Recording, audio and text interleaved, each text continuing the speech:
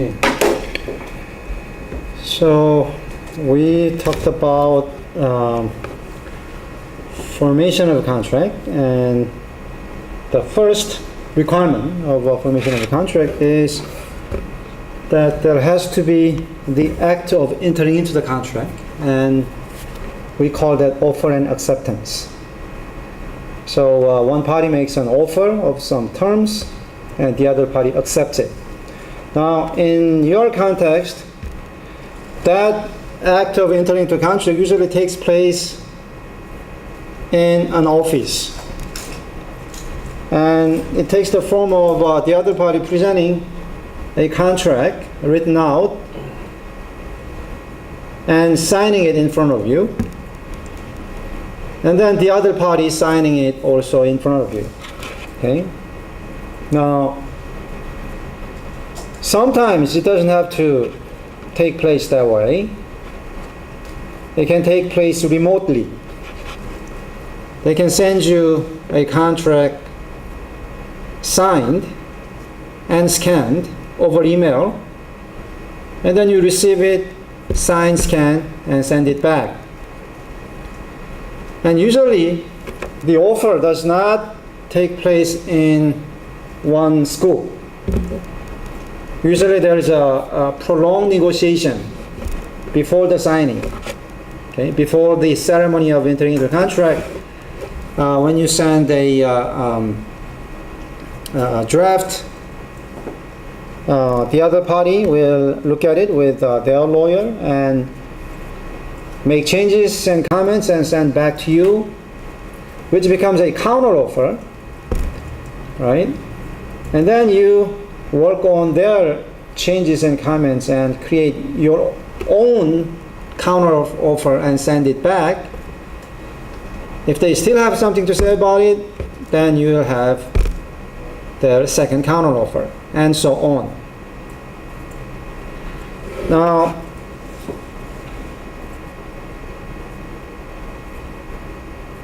because international business contracts are long, sometimes it can reach 100 pages, even for licensing, one film or licensing one patent. The process of going back and forth can take a lot of time, and that's how you accumulate the billable hours that you charge to your client. But there is no shortcut around it or shortcut through it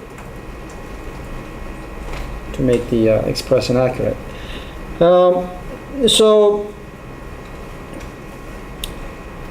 If there is an offer and acceptance, then you have met the formal requirement of forming a contract.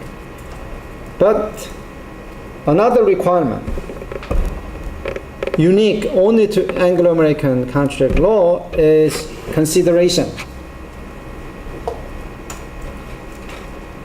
Basically, the idea is that there has to be a bargain between the parties. There has to be some benefit. Not external benefit, but benefit that each side negotiated for, each side bargained for. Only then a contract is recognized. So one maxim that you may want to commit to your memory is that there is no gift contract under Anglo-American law. So if I make a contract with you that I'll give you $1 million by tomorrow, I write that up, I sign it, and give it to you, and you take it, you sign it. That's offer and acceptance. It's a one paper, so there is no problem with the mirror rule, because one paper one piece of paper is identical with itself, right? So mirror is satisfied. So there is valid and acceptance. Still, that contract is void because there is just no benefit that you bargained for, right? I'm giving you the benefit, but you never bargained for it. What I mean is there is nothing that you gave me back in return. So that's something you should keep in mind.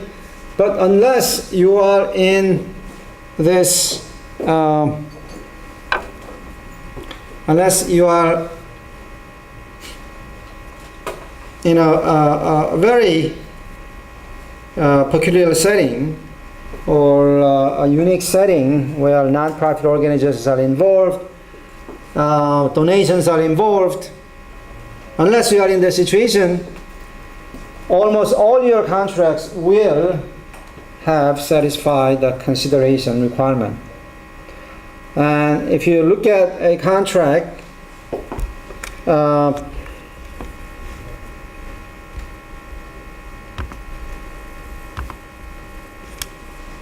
if you look at a real contract,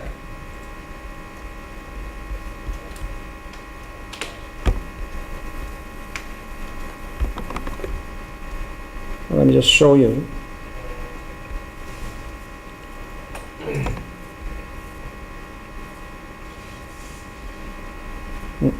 Not this one.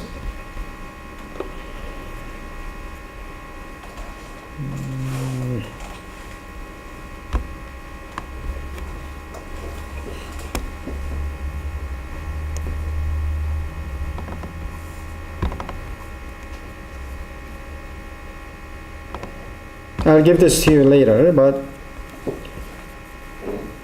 in order to make sure that there's no problem with that requirement,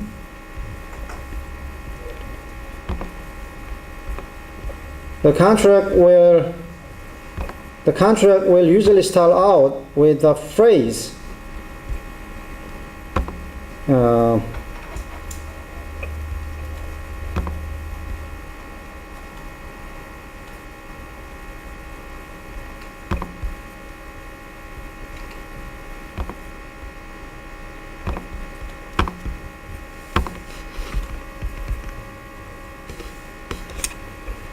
reciters.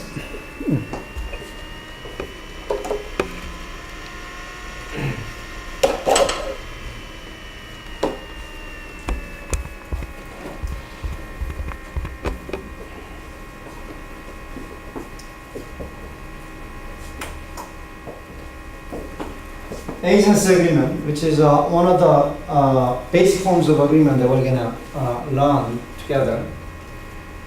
This agreement is made effective as of October 1st, 2004 between ABC and XYZ. Reciters, 배경 설명이죠, reciters. So usually the paragraphs start out with the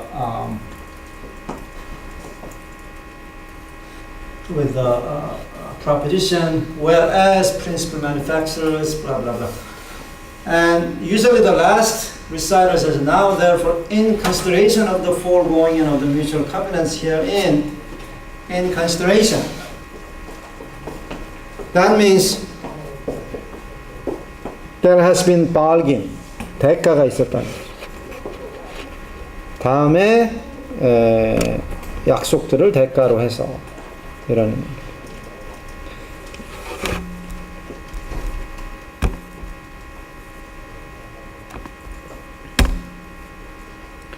The third requirement to be satisfied is capacity. Whose capacity? 법적 능력이라고 우리 이미 얘기했죠. Whose capacity? Well, the person going through the ceremony of entering into the contract. So offerer and offeree. Okay, whoever is making the offer and whoever is being made the offer and has accepted that offer. The person going through the ceremony has to have legal capacity to do so. Otherwise, their act of offering, their act of making an offer, their act of accepting an offer is invalid. So if you work in a law firm, you will get this question a lot. So entering into a contract is an important ceremony. So it takes place, say, in New York, and on behalf of your client's company, somebody has to go, but your client comes to you and says, we are too busy. CEO cannot go, CFO cannot go. There's really no officer of the company who can make to New York to sign the contract. The only person who can go is a secretary. Can we do that? They'll ask you, can we send a secretary to sign this important contract that has the revenue consequences of $1 billion? Can we do that? The answer is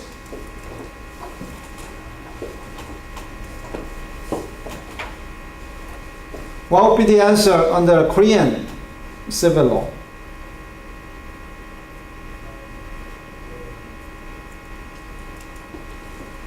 Can they send a very low-level employee to represent a company?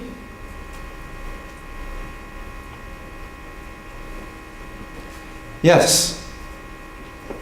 We call that delegation.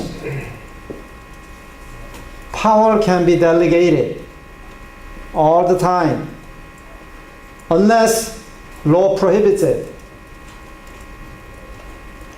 Can you delegate a power to represent yourself in court to another person?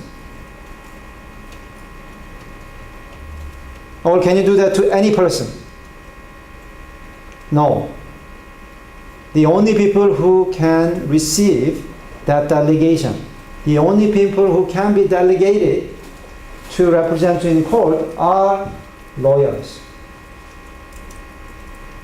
That's where your money comes from, that you have the monopoly over being delegated, right, to represent other people in court of law.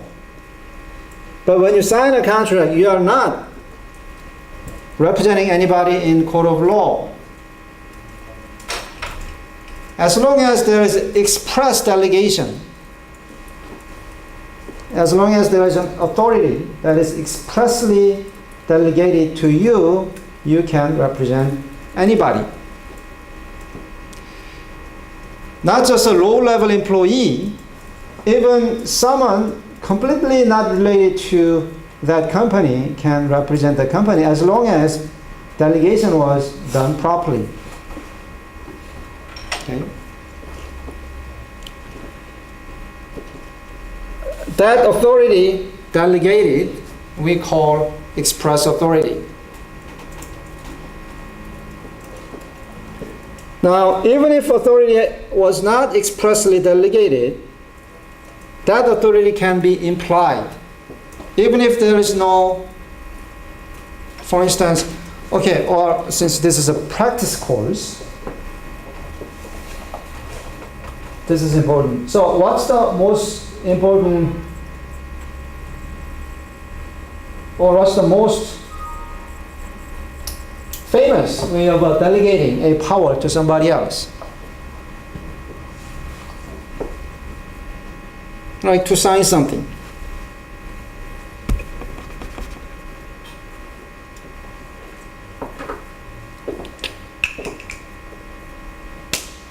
Power of attorney.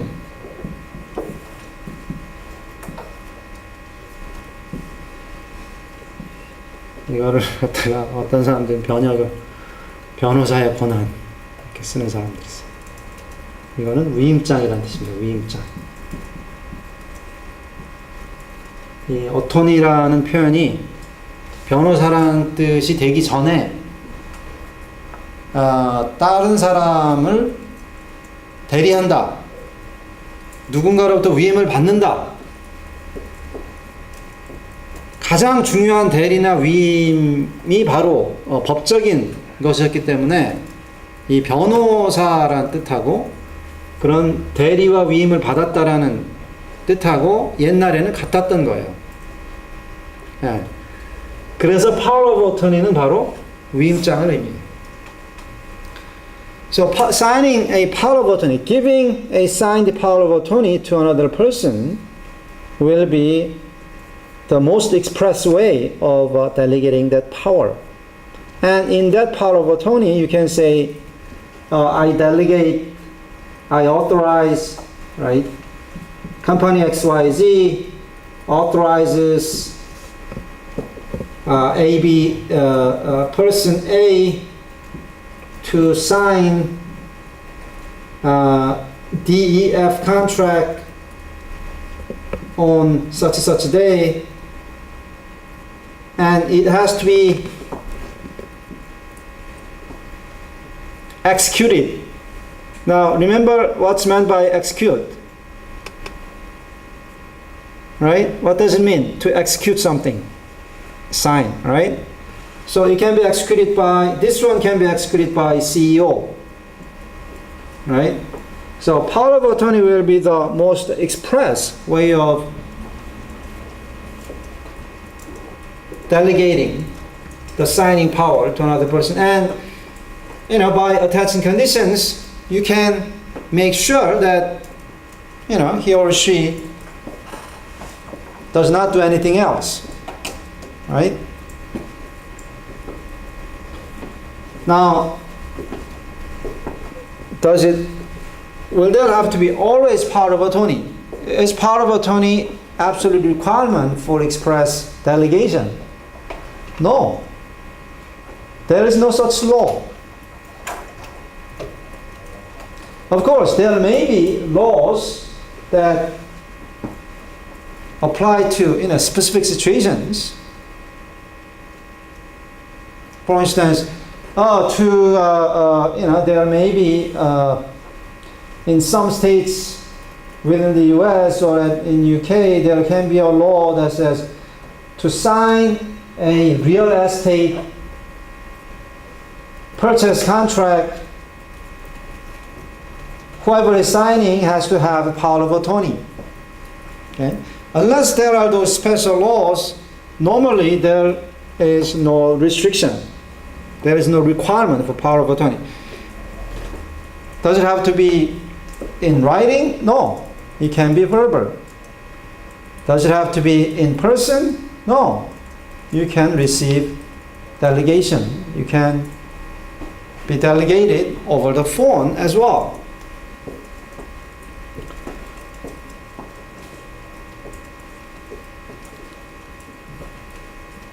Of course, the reason that you want to sign a power of attorney is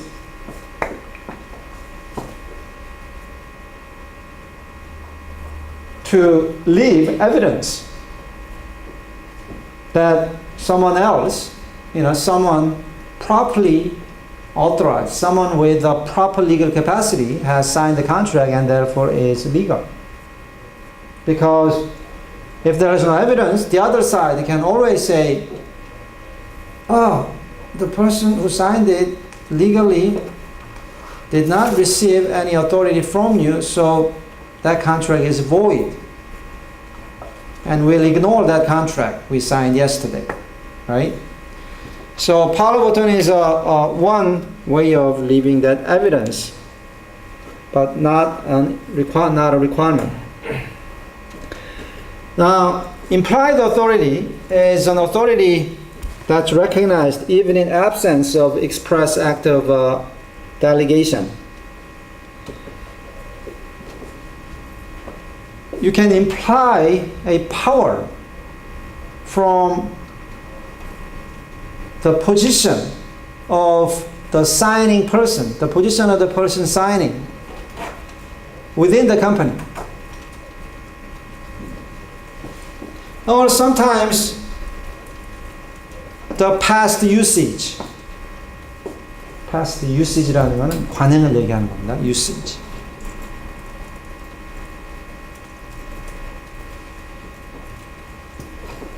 So, what is it? Look at this. Who owns this desk? Who owns this chair? The school corporation. 우리나라는 학교법인이라는 게 있죠. The school corporation, 고려학원, okay, owns these desks and chairs, and to buy these desks and chairs, somebody had to enter into a purchase contract with the vendors, okay, with the furniture vendors. Now, who usually represents the corporation? The president, the CEO. 우리나라에서 이제 대표이사 라는 표현을 쓰고, 비영리 단체는 이사장이라는 표현을 쓰죠. 이사장이 했겠죠. But do you think that 이사장 of 고려학원 like specifically authorized, someone in the purchasing department to buy so many chairs and desks?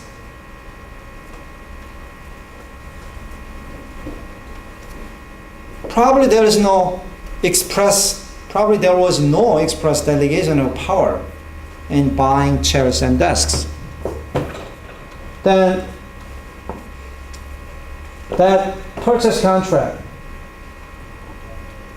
how does it become effective?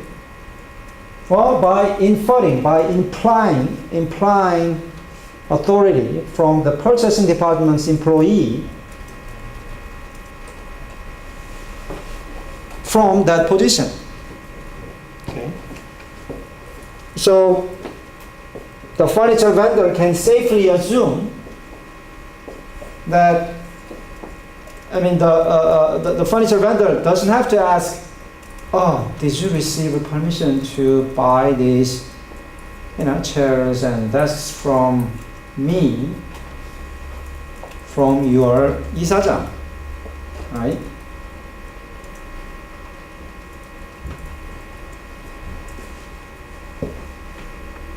If the furniture vendor is really picky one, may say, I'm so worried that after I sell the furniture, I may not get paid. I want to see a power of attorney signed by 이사장 before I can deliver the desks and chairs, right? But the furniture vendor doesn't have to do that, right? If an employee working in the purchasing department of a corporation,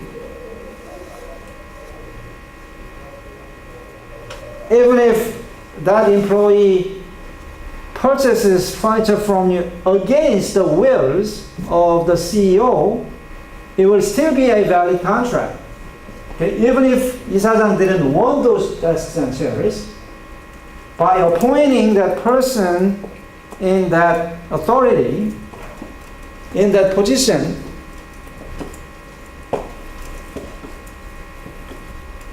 it allowed other people to infer that authority. So that's implied authority. Now, how about apparent authority? Even without express authority or implied authority, delegation can be attributed. The power can be attributed to a person. Even if a CEO never expressly delegated the power, even if CEO never impliedly delegated that power. Right? What I'm saying is that power can be given or considered given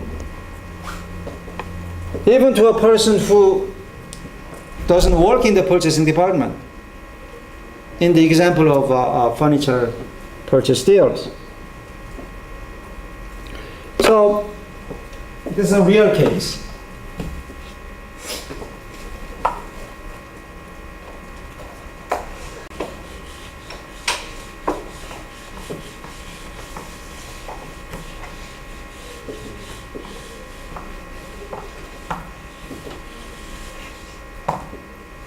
So this is the US, this is Korea, and there was a client of mine who was selling Korean films in the US. Sorry, was buying American films to distribute in Korea. Now, they don't have money to actually station somebody in the US. So instead of doing that, just appointed somebody and told him to sign the contracts on their behalf. Now, he was not an employee. Okay? He was just an agent, right? And they made him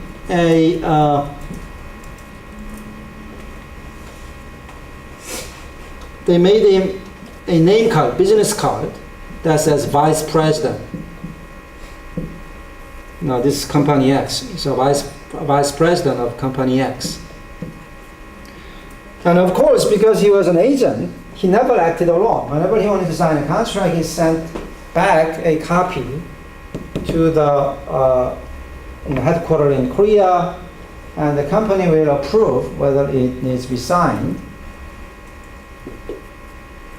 That was how it was done. Until one day, he signed. Until one day he bought a film without consulting with the headquarters. Now, this is a film that the company never wanted to buy. Is the company, and then was never consulted upon with this person, this agent in the US. Is the company still responsible for the contract? There was no express authority, and there is no position within the company that authority can be implied. Yet that authority is considered to be valid when it is reasonable for a third party to rely upon it. Okay? By making the filmmakers in the US believe that he is actually VP of the company when it is not, right? The Korean company made the American filmmakers to rely upon, not just rely upon, but reasonably rely upon.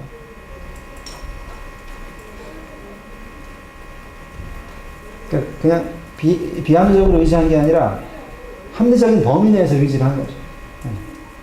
Because many deals were done properly, the deals were followed through several times after a contract was signed by this agent who has VP, Vice President name card. Now, implied authority is very important because express authority and implied authority is difficult to prove on the other side, right?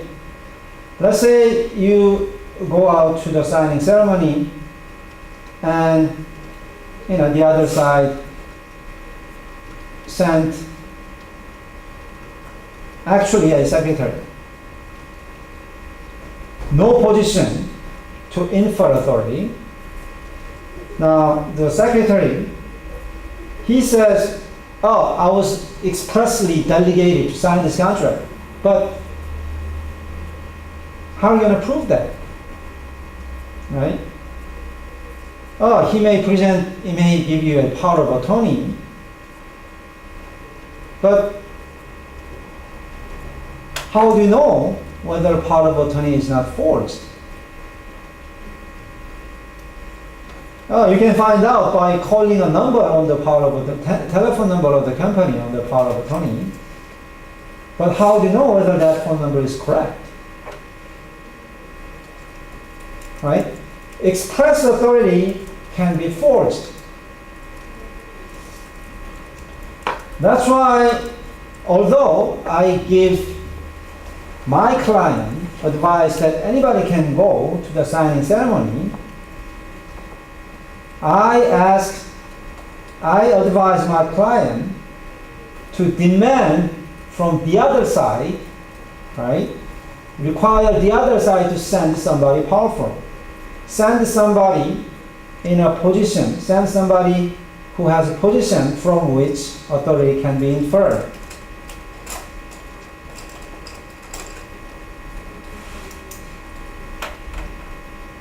Of course, if the other side has a good lawyer, they'll do the same thing. So in the end, usually secretaries never go to the signing ceremony because they demand to each other that somebody whose power can be attributed, regardless of the position, regardless of the actual express act of delegation, because they make those requirements to each other, what ends up happening is, usually somebody high enough goes there to sign it. So one example would be, let's say there is a technology transfer agreement being signed. If the other side sends a sales manager, if I'm a good lawyer, I'll tell my client to demand to the other side that somebody else related to R&D, research and development within the company, show up to sign the contract. Now, I'll tell my client that, if you don't want to send anybody, feel free to do so. As long as you are not repudiate the contract, right?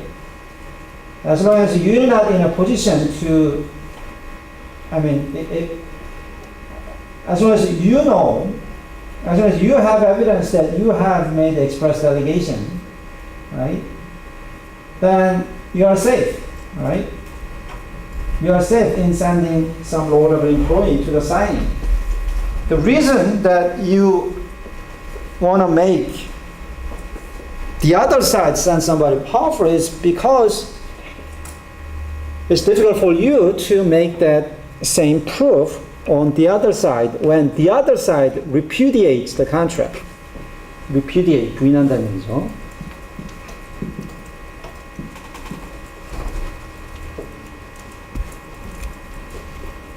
Okay.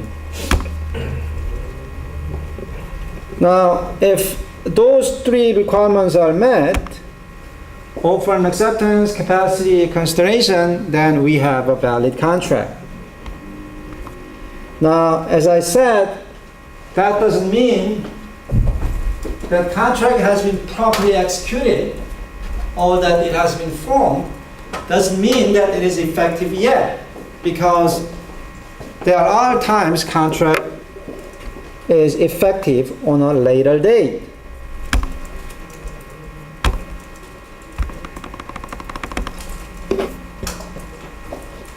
When that happens, we call that there is a condition precedent to effective date.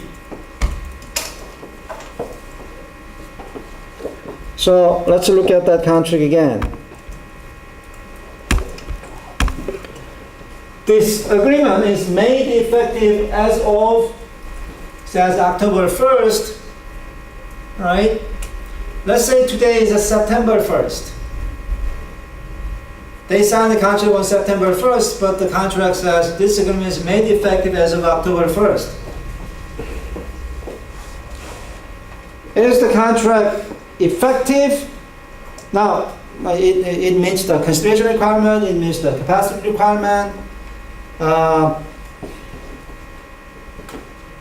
it meets the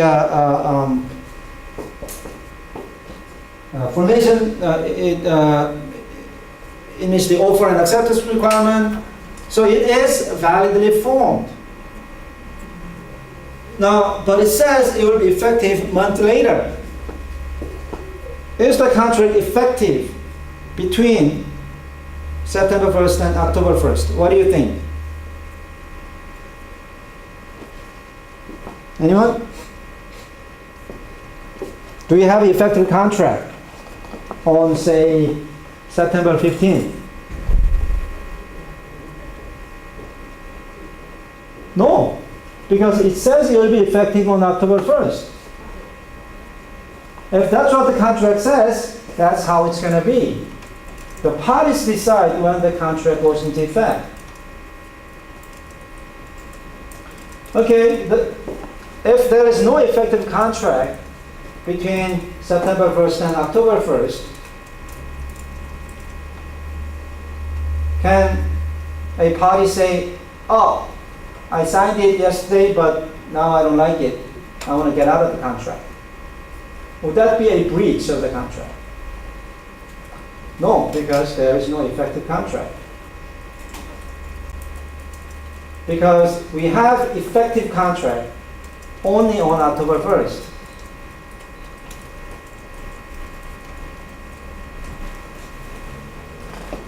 We call that condition precedent to effective date. We say that there is a condition precedent.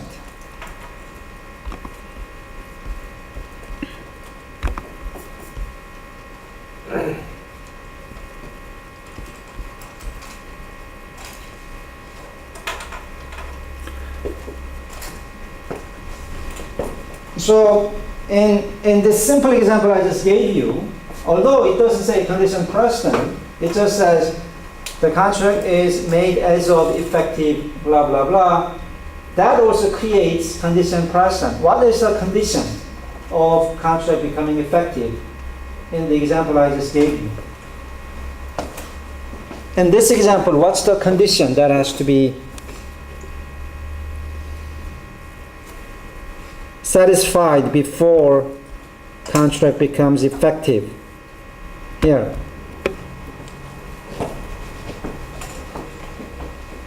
Well, the passage of time.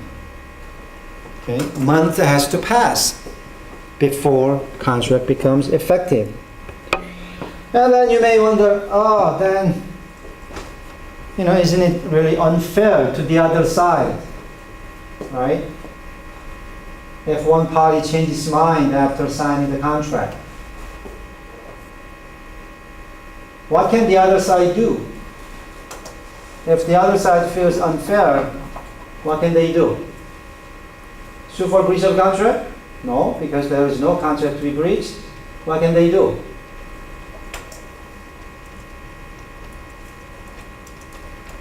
They can sue for tort. Okay. 불법행위죠, 불법행위.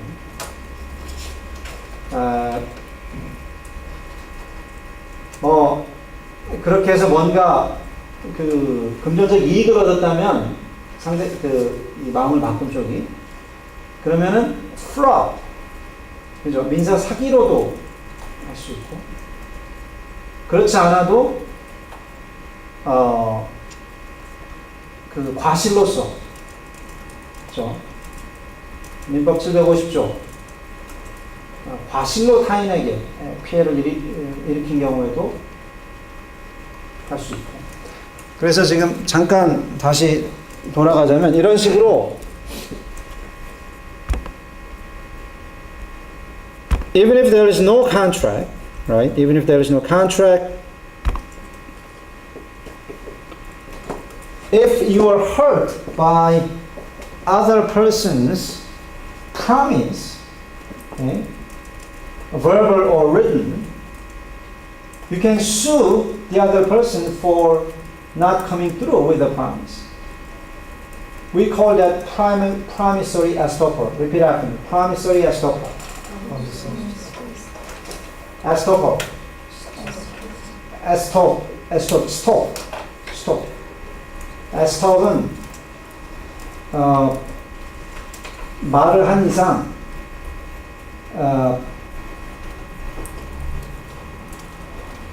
그 단어가 정말 힘든데 start 금반원의 원칙하고 비슷한 건데 이런 표현이 있어요. You are stopped from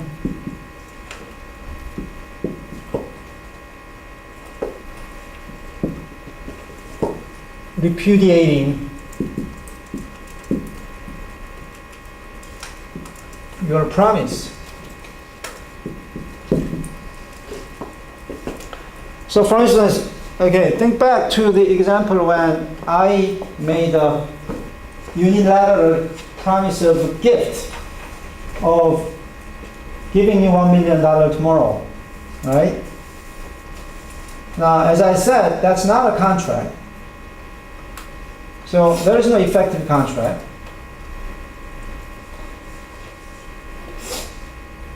Now, even if I don't give you $1 million tomorrow, then tough luck. You cannot sue me for breach of contract. But if you, in relying upon my promise of $1 million, you did other things, right?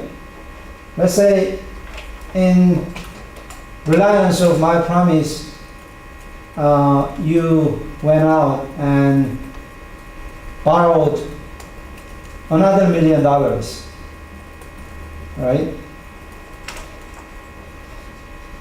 And also you entered into a construction contract to build a $2 million house, right? $1 million gift, $1 million loan, together you want to build $2 million house. But tomorrow, as I don't give you the $1 million, then you will have to breach the loan contract, right? You will have to breach the construction contract, and you will be sued by the contractor and the bank for not going through with those two contracts. You will have suffered damages. You can sue me for promissory estoppel. Okay.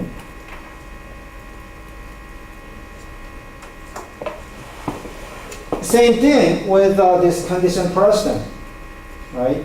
Here, contract becomes ineffective not because of the problem with the consideration requirement, but just the problem with the condition.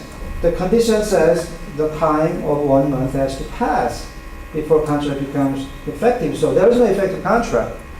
But if the other party relies upon your promise and changes position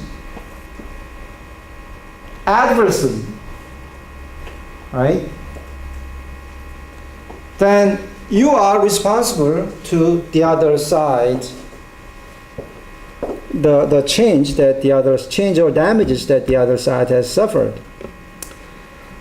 That's condition precedent to effective date. Now, one of the most popular condition precedent is what you see on the PPT. The effective of this contract, KNN, that's usually the shorthand. for the term contract. Okay? Contract is subject to a condition. I'm sorry. You should look at the first paragraph. Condition precedent to effective date is delivery to me. Okay? Delivery what? Delivery of a contract to me. Delivery of a signed contract to me. Okay? That's what it means. What it means is, let's say I sign a contract and I send to the other side. Now, if the other side signs a contract and sends to me, when I receive, when it's delivered to me, then the contract becomes effective. Okay? If I have the provision, in my contract, then contract does not become effective before it is delivered to me. Why is it important? Why is it important that contract becomes effective only when a countersigned contract is delivered to you? countersigned라는 건 이제 양쪽 다 설명된 걸 countersigned라고 해요. Why is it important to you? Well, because you will know, right? You can control when the contract becomes effective. Otherwise, let's say if the contract doesn't have the provision, you sign your contract, send to the other side. You don't know when the other side will sign it, right? Once the other side signs it and puts it in mail, it's effective, but you don't know when that has happened or that will happen. Again, this was a real case. So, this is a film studio who sold a film to Spain. So they signed, the Korean company signed a license contract and sent to the Spanish distributor.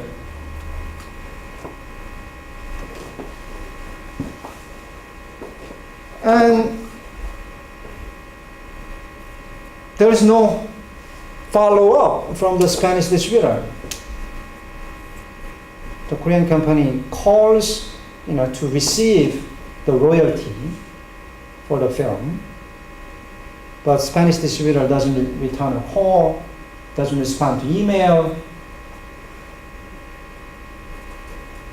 Now, if the contract was not signed by the Spanish distributor, the Korean company can say, oh, there's more to the story. So there's no money coming from the Spanish distributor, there is no words coming from the Spanish distributor. But when one of the Korean company's employee went to Barcelona,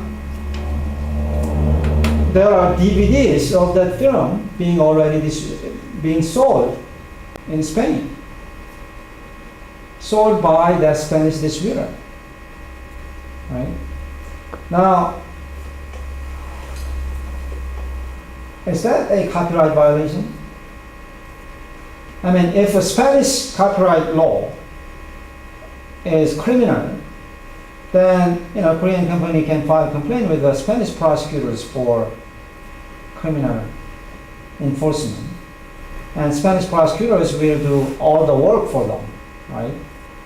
Going after the distributor, going after their bank account. They may even arrest somebody in the distributor's company. But the Korean company cannot do that. Why not? Because they don't know whether the contract has been signed. Right? So how could the Korean company prevent that from happening? By including in the contract a condition precedent. Okay? A provision that says the contract will be effective only upon delivery to me. So even if the Spanish distributor has signed it and threw it in the trash can, or burned it, or put it in mail that was never delivered, doesn't matter. As long as it failed to reach me, failed to be delivered to me, there is no contract. So those DVDs, those are all copyright violations. Right? Each of the DVDs is copyright infringement. And the Korean company can, go out at full force against the Spanish distributor. But because there is no contract, because the Korean company didn't know whether a contract has been signed, there was a very little they could do. If you're the Korean company's lawyer, what would you do? Of course, you go to Spain and file lawsuit. What would the complaint say? Complaint, 속장. What would the complaint say? Would they say breach of contract? You don't know, because you don't know whether the contract has been signed. Right?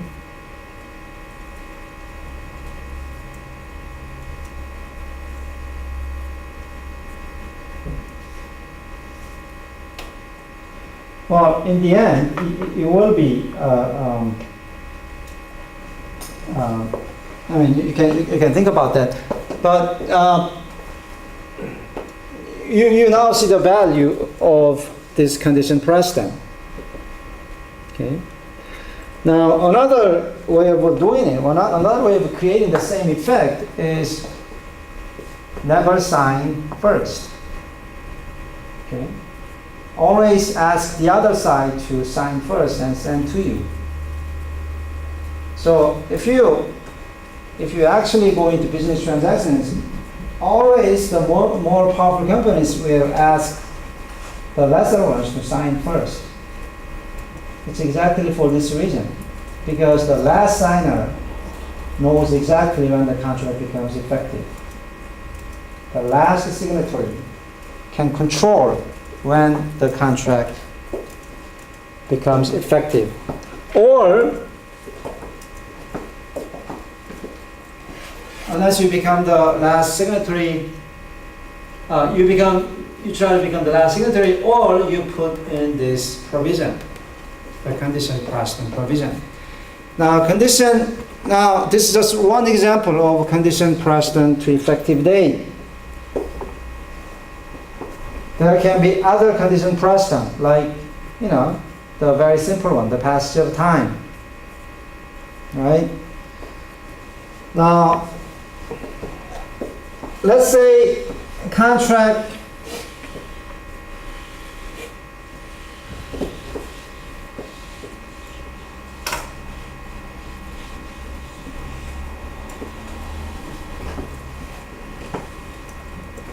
let's say the condition precedent to being effective, the condition precedent to contract becoming effective has not been met.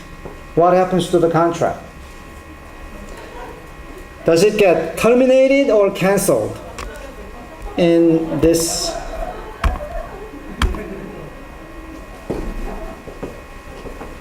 situation? In this context, I distinguish the termination from cancellation, right? Okay. 해제와 해지에 대해서 우리 얘기했었죠. So let's say the condition was not met. Let's say contract. This contract will be effective subject to condition precedent that the $1 exchange rate is higher than 1,100 on September 1st, right? And September 1st comes, the exchange rate was lower than that. So condition failed, okay? Then what happens to the contract that was signed? It gets canceled, okay? The parties are returned to the position previous to the signing. Okay? The parties can go ahead and act as if there was no contract signed to begin with.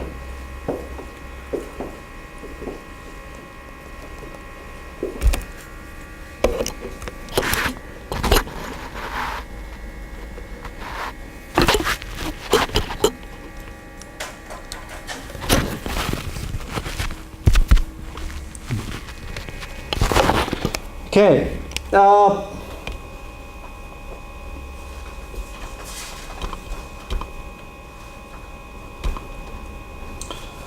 Condition, repeat after me. Condition subsequent. There is a condition subsequent to effective date, which means there is a condition that has to be satisfied not after not before signing, not before becoming effective, but after becoming effective. So, for instance, a contract that government approves it. A contract that requires that government approves it. So it may have provision that says the effect of this contract is subject to a condition subsequent that government approves it. Do you know any such contract? Have you seen any? You might have seen your parents or your uncles and aunts enter into that kind of contract in Seoul. 부동산 거래 허가제, 거래 허가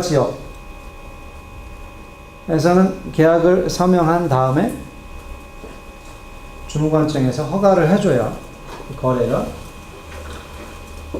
유효한 것으로 인정되죠. What if the government doesn't approve it? Well, the condition has failed. So contract is no longer effective. But what happens before the signing? No, what happens after the signing and before the government approval? Is that an effective contract or not? That is effective contract. Okay, that's the difference between condition precedent and condition subsequent. If it's a condition subsequent, then contract becomes effective immediately. Right? Only if the parties know that the condition subsequent has failed, then contract goes out of effect. So I can draw this graph with some confidence. So this is passage of time, and this is the signing point. Let's say signing took place here, and let's say this is the condition date. So this is the when government approves it. Okay, and also let's say this is a condition. So this is a condition subsequent date, and this is condition precedent date.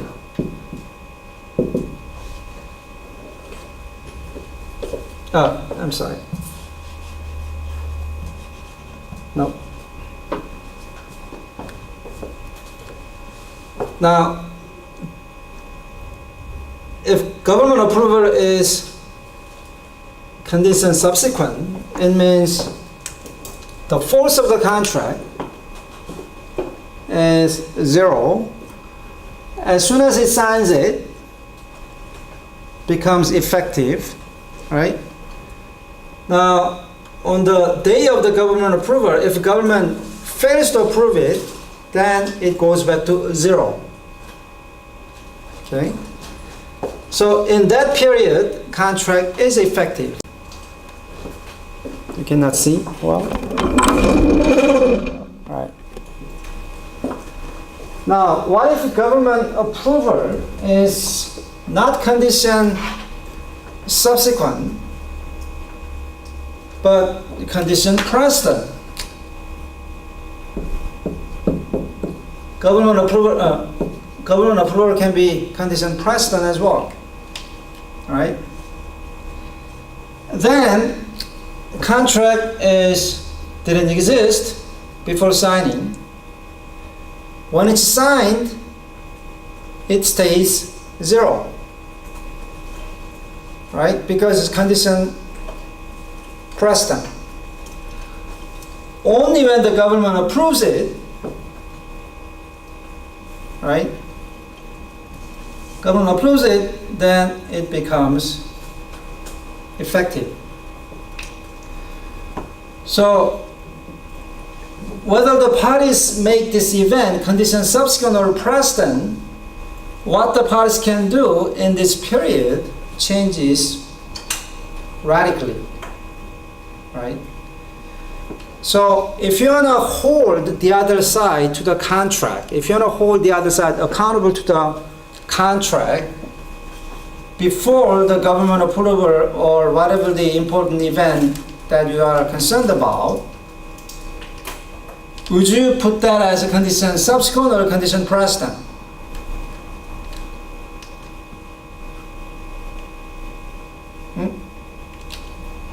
If you want to make sure that the other party doesn't get out of the deal, would you put this important event as a condition subsequent or a condition precedent?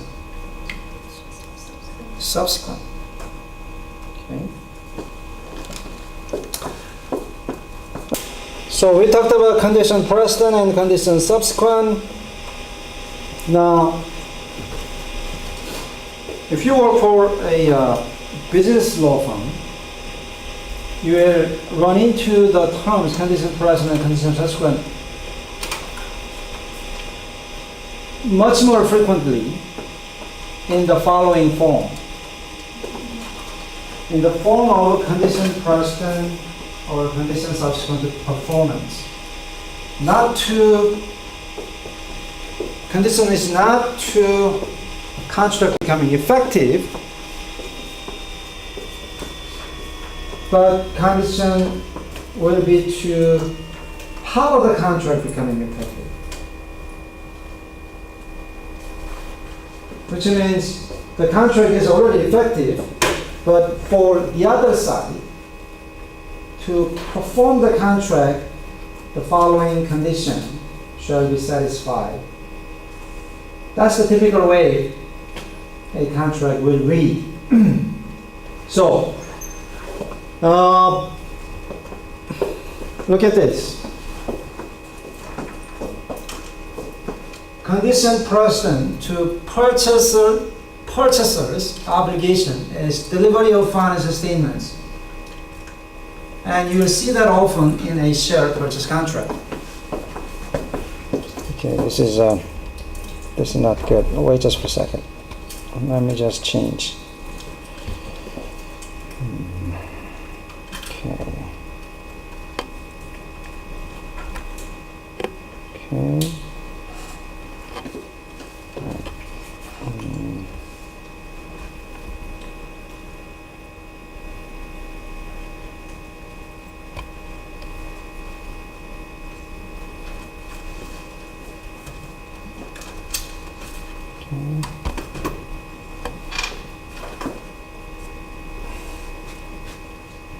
Okay, that's good. All right. What is share purchase agreement? Share purchase. Share. Most often, for the rest of your life, share usually mean 주식. Share purchase agreement means 주식 양수도 계약서. And what is share? What is stock?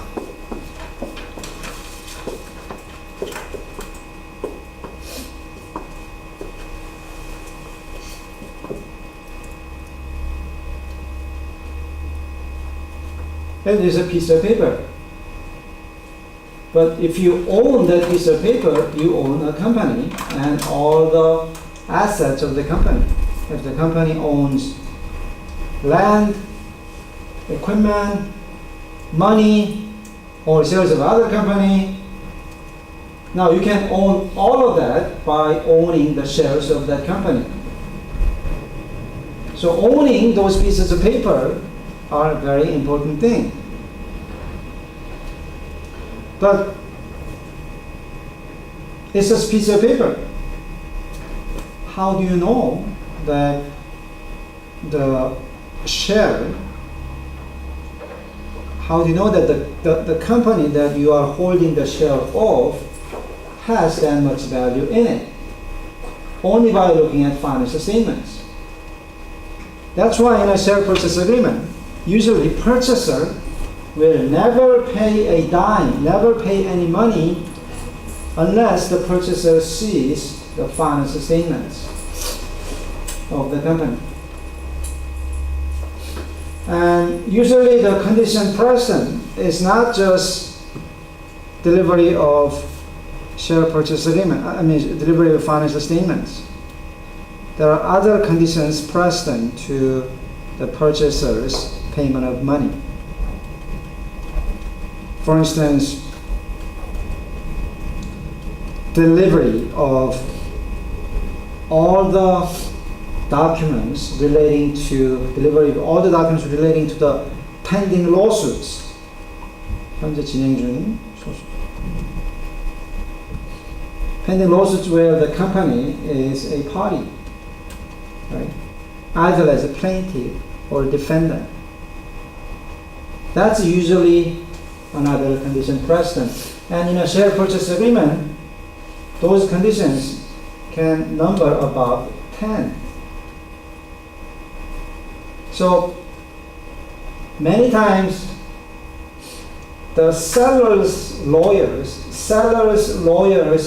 the most important job is preparing those documents that have to be delivered to the purchaser as a condition precedent to the purchaser paying any money.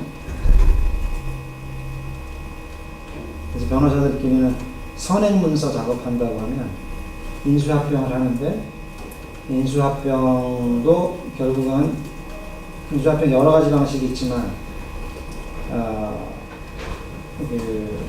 실제 법적 합병도 있고 주식 인수도 있고 자산 인수도 있지만 가장 간편한 방법이 주식 인수거든요.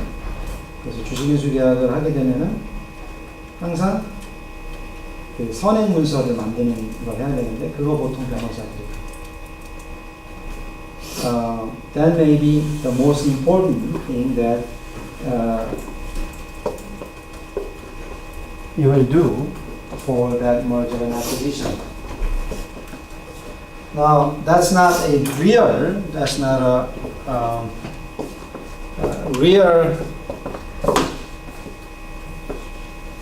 condition precedent or condition subsequent, right? Because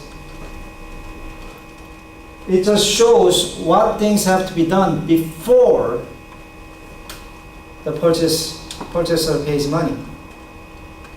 It just specifies the order in which things have to be done. It doesn't really affect whether contract is effective or not. You see what I'm saying? You see how condition precedent to condition precedent to the effect of the contract is wildly different from the condition precedent or subsequent to performance. Condition precedent or subsequent to performance is legally not that critical for the life of the contract, for the effect of the contract.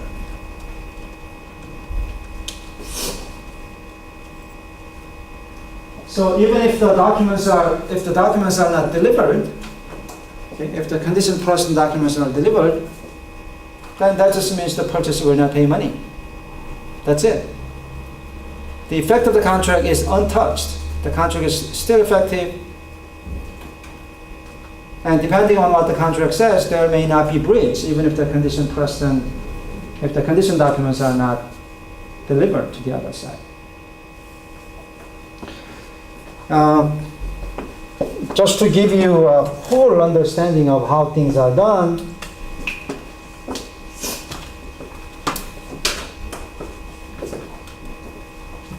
this is how it's done. Share purchase agreement is signed.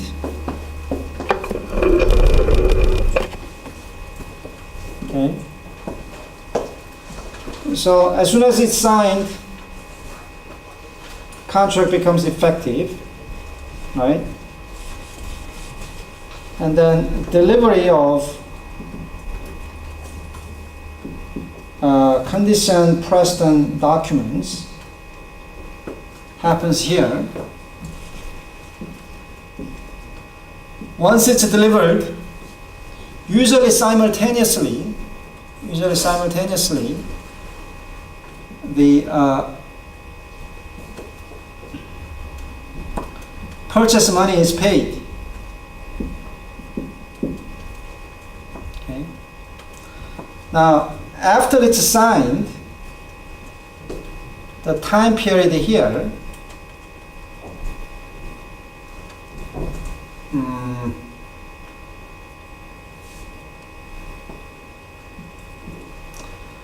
this is when the due diligence takes place.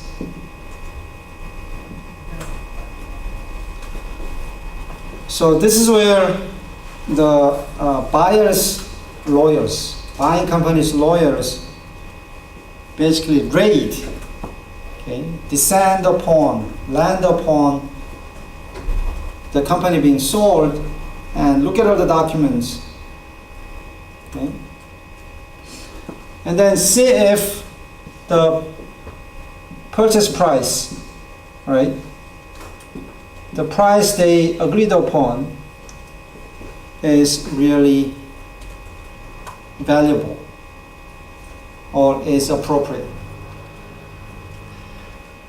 And if they signed $1 million or $10 million, but due diligence shows the value to be $9 million, then price will be changed to $9 million. Okay. This is the classic way of going through due diligence and condition precedent documents. So usually condition precedent documents will be more of summary. Will be more of a summary or the evidence of the things that the buying company's lawyers have found out about the company being sold.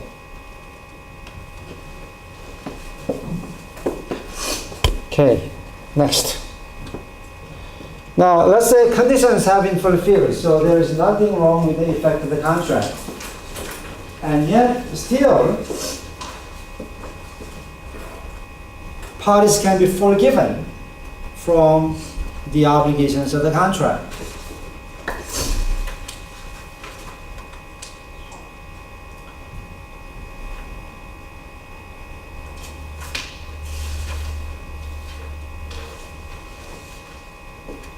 And there are two ways that the parties can be forgiven. One is by operation of law or by a contract. Okay? By operation of law means even if there is, well, I'll start I'll start with easy. I'll start with the easier one. By contract, what I mean is if the contract has force majeure clause, force majeure means 불가항력이라는 뜻, 불가항력. force majeure, 힘은 힘인데, majeure,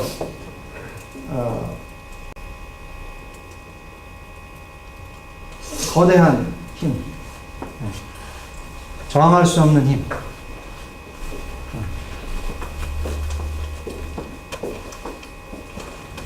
So contract can typically have force majeure in this form.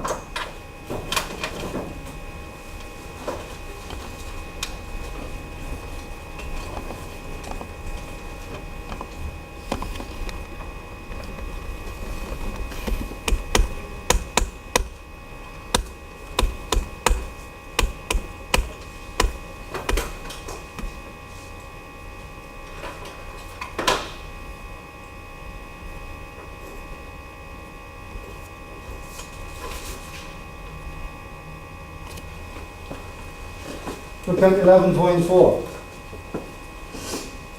Parties shall not be responsible for failure to perform hereunder due to force majeure. Now, the sentence could end right there. It will still be valid, but it will give a lot of headache to the lawyers interpreting it if it just ends right there.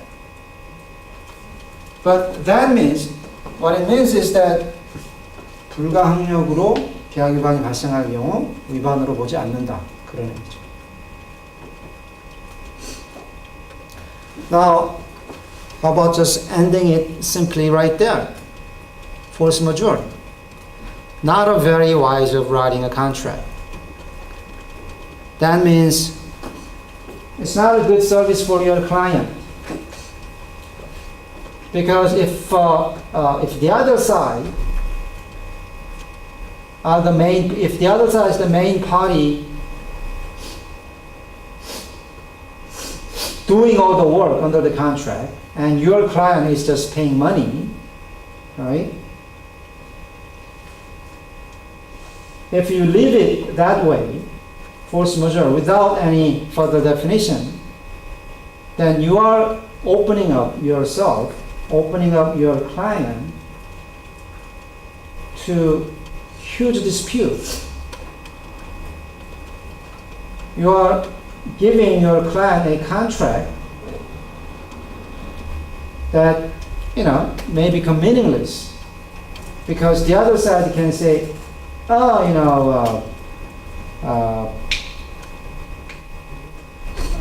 my mother died, I felt so sad, I couldn't perform under the contract.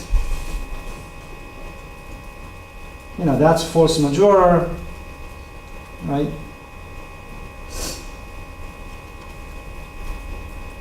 Or the other sides can say, the market has changed. I can sell you the same thing at much higher price now to some other place. So I cannot give you that price now. If force majeure is left undefined, the other side will try to abuse it. Okay? So this is a good contract because it lists all the force majeure events when the performance or when the non-performance will be forgiven. Okay?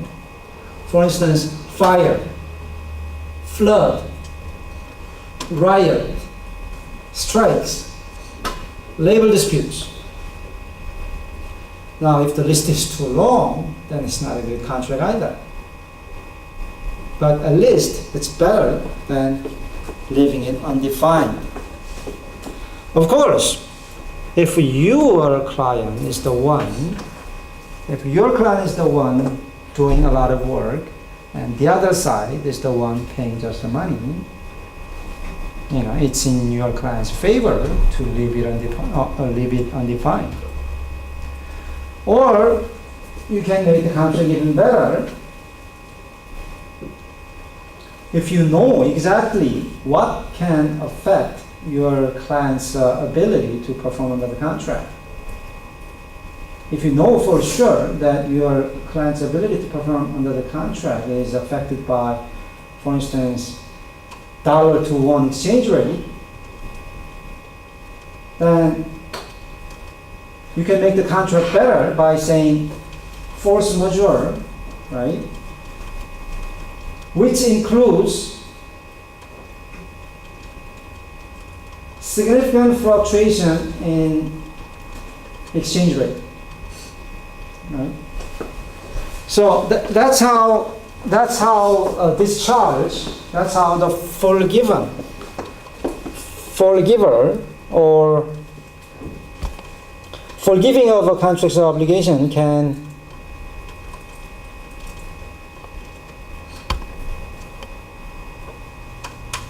be constructed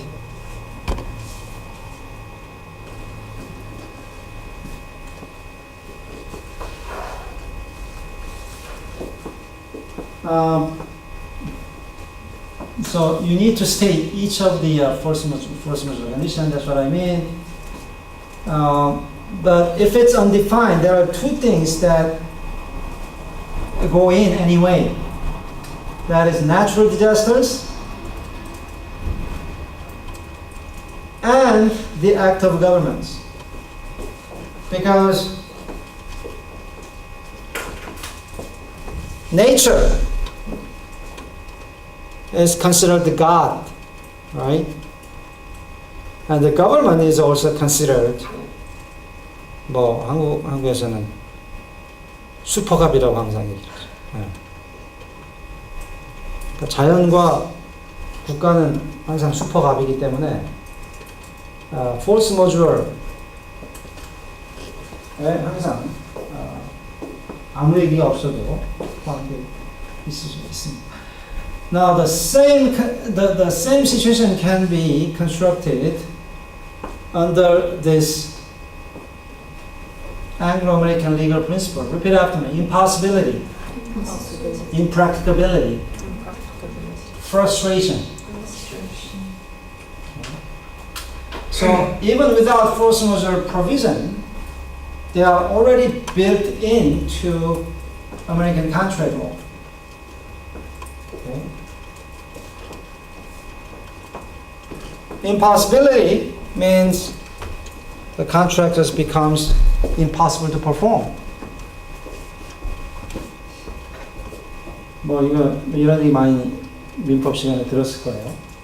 임대차 계약을 했는데 그 집에 불이 나서 없어졌다라고. That's typical impossibility situation. How about impracticability?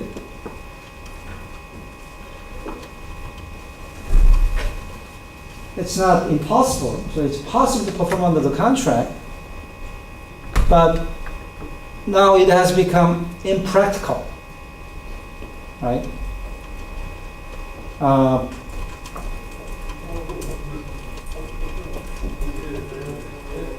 For instance,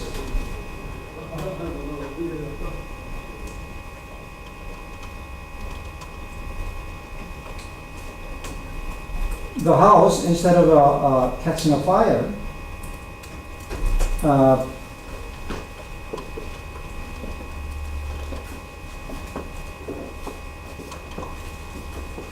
has been put under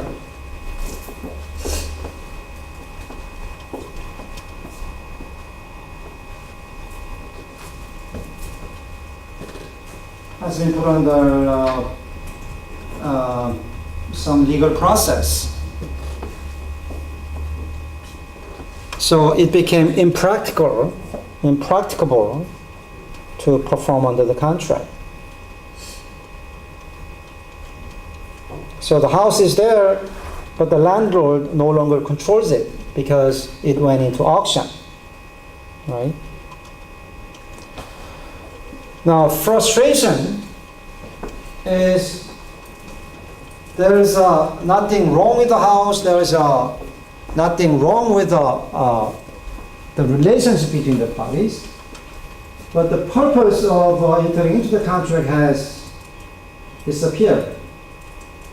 For instance, you enter into a contract to live by your school, thinking that you will get admitted to the school. But let's say you got rejected. Then there is no reason to lease, right? Then it becomes frustration. So these are the principles under which non-performance will be forgiven. Okay. Now, if this discharge situation takes place before the contract is performed, then parties can safely cancel it and go back to the pre-signing stage, right? Cancel instead of terminate. If discharge situation takes place during performance or after performance, then they can terminate. They have to terminate because the part of the contract has been performed already. Okay. Or sometimes they can suspend the contract, and if the condition, if the discharge situation has not improved, then it can go into full cancellation. So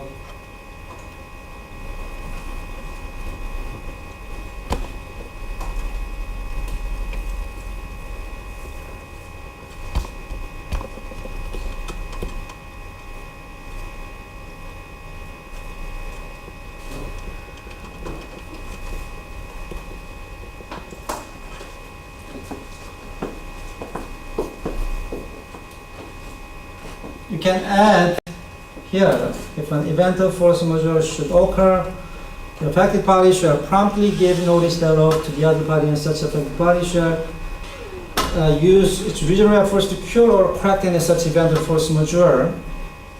Okay.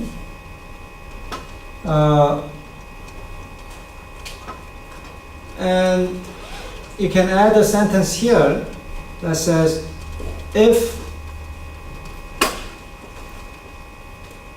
if the correction is not made within 90 days, then contract shall be deemed terminated. Right?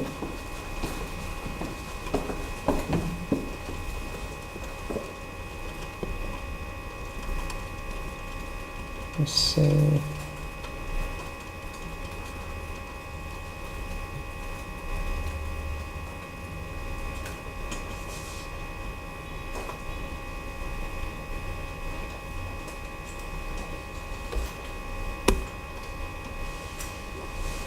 Okay, so let's just leave it at that. Okay, now if the conditions of the contract has been satisfied and there is no discharge situation where non-performance will be forgiven, any non-performance will lead to breach, will be considered breach. Okay, so if the condition is fulfilled and discharge situation didn't occur, then contract must be performed. So any non-performance is a breach. But even there are concepts limiting breach. Time to cure. So that means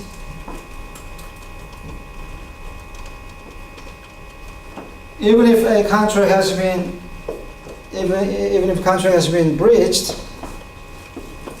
if by law, by contract law, the other party is supposed to give the breaching party time to cure that breach.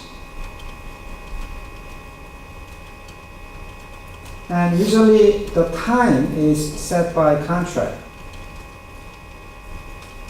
In many situations, 30 days.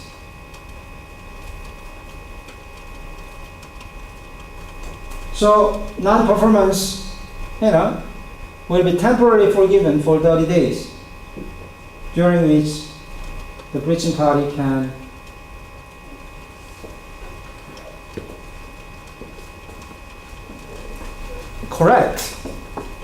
cure the breach.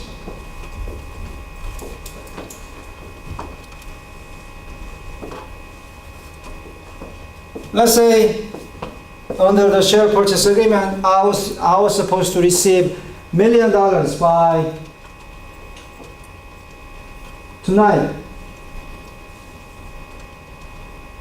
midnight 12 o'clock. 12 o'clock came, the money hasn't come.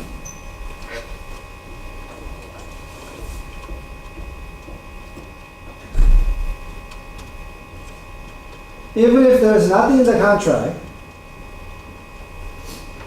the other party will usually be given time to cure. How long that period will be subject to dispute.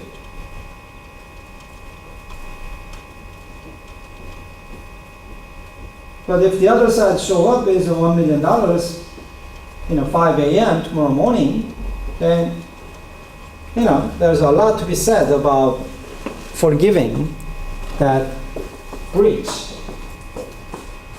Now, what is divisible contract? Divisible means dividable, right? Divisible.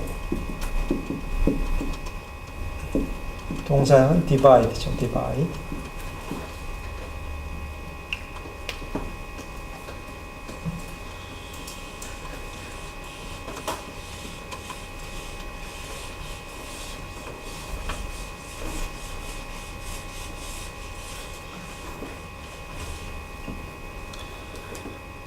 Let's say a contract says 100 apples for $1 each.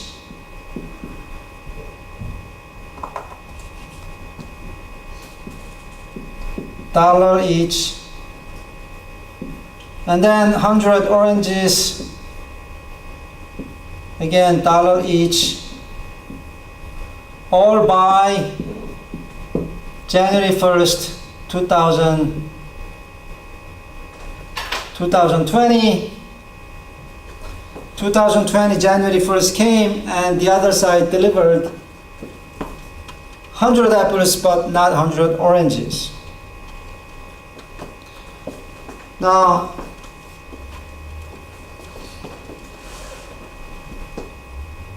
that is a breach of a contract, because he was supposed to deliver 100 apples and 100 oranges.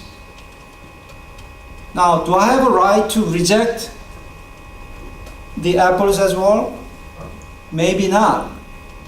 If this contract is considered divisible, then this part will be considered performed. Only this other part will be considered breached. That is divisible contract principle. Now, the other doctrine is, repeat after me, de minimis. 마이너스 아닌 de minimis입니다. De minimis, or material breach. Now, this means it's the other side of the same coin.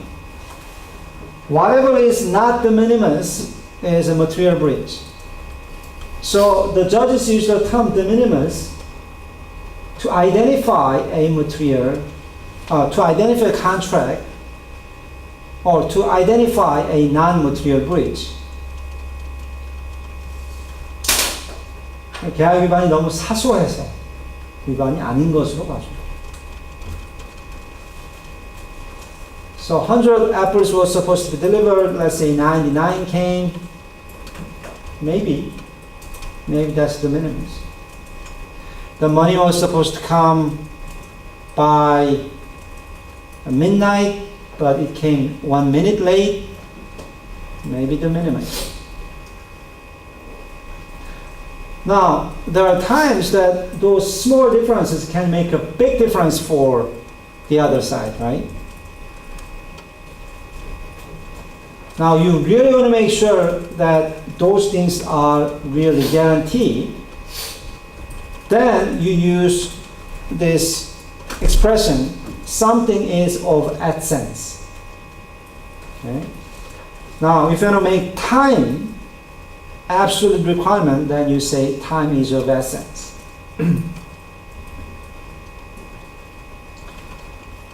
And let's say you are buying apple. Now you say, I'll buy 100 kilograms of apples. Right?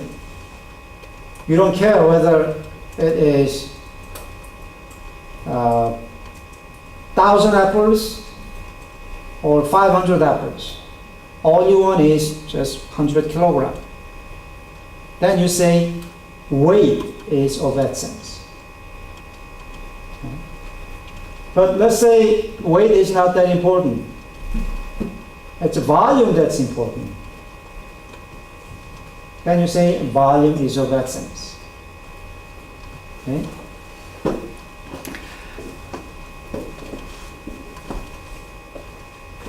So these are the concepts under which breach can be forgiven, even after condition to the effect of the contract has been fulfilled,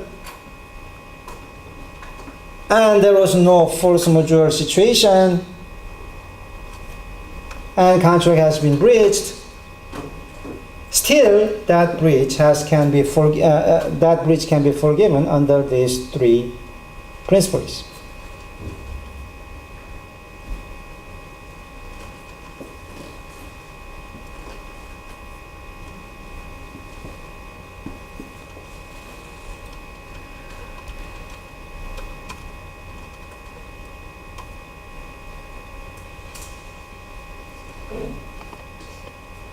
Okay, remedies. Now the contract has been breached. What can you do as the party affected by the breach? You have the following three remedies: termination, damages, and injunctive relief. Remedies.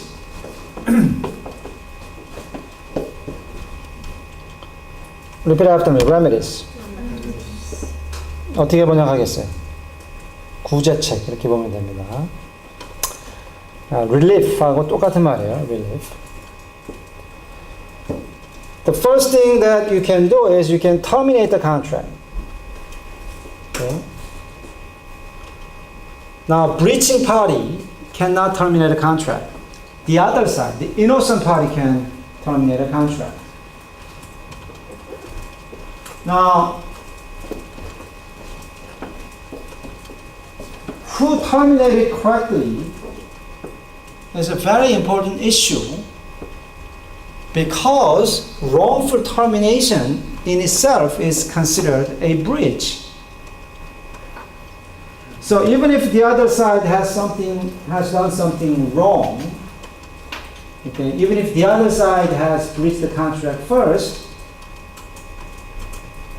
if you do not terminate the contract properly, your termination can be a bigger breach. Who is married here?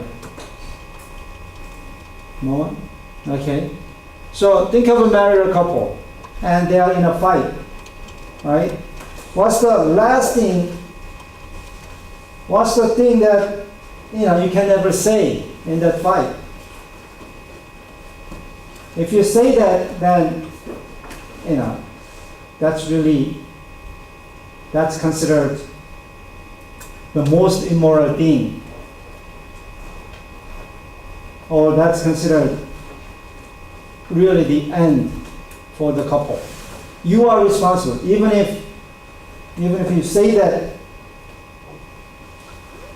Even if the other side has done some wrong, if you say this, then you are considered more responsible for the breakdown of the relationship.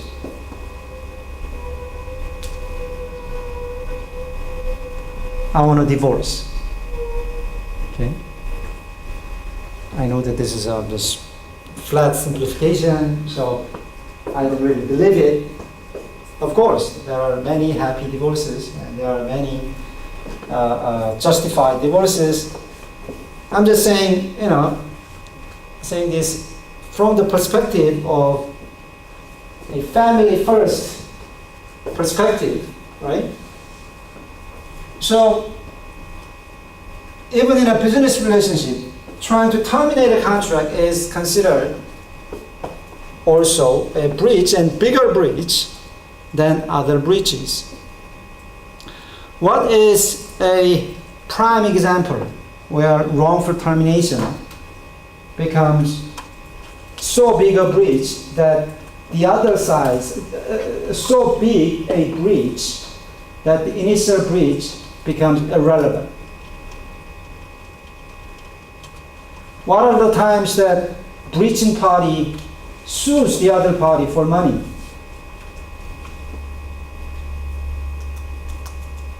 Employment context. Okay?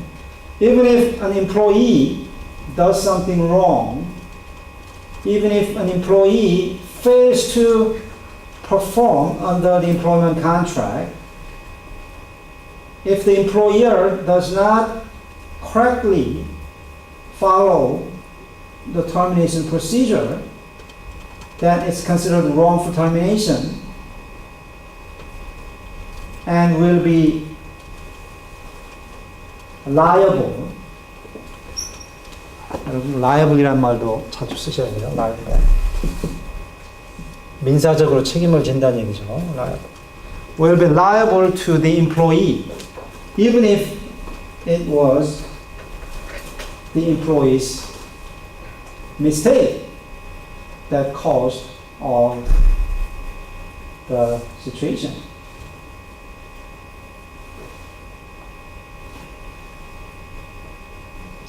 그래서 미국에서 wrongful termination이라는 분야가 따로 있어요.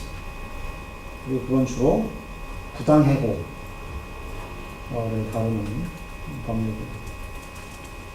비즈니스 관계도 마찬가지예요. 그래서 termination 한다고 하면, 여러분 클라이언트가 termination 하고 싶다라고 하면은 you always say, let me do it. Okay? I'll write a letter of termination. No, I write a letter of breach. I write a letter of termination. Usually, termination provision is structured like this. If there is a breach, you are supposed to send a notice of breach. So informing the other side that a breach has been detected. And then there will be time to cure. It can be 30 days, it can be 60 days, it can be 90 days. It just depends on the nature of the contract. And at the end of the time to cure, if this breach has not been cured, then you send a notice of termination.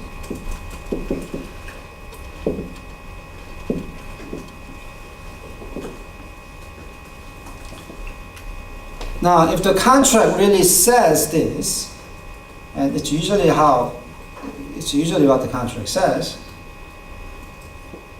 if you send a notice of termination like right away, then you are in breach. You will be responsible to the breaching party for damages because you committed a bigger breach. So these two notices, if you're a good lawyer, you insist that you write it for your client. Okay? It's too risky a business for a client to go through alone.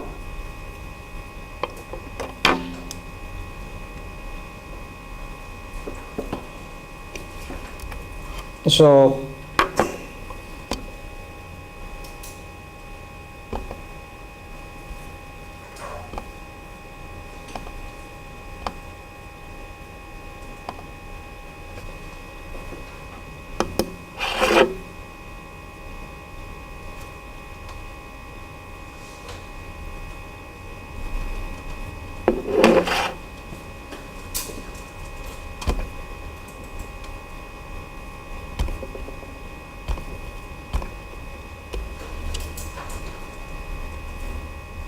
See, termination for breach.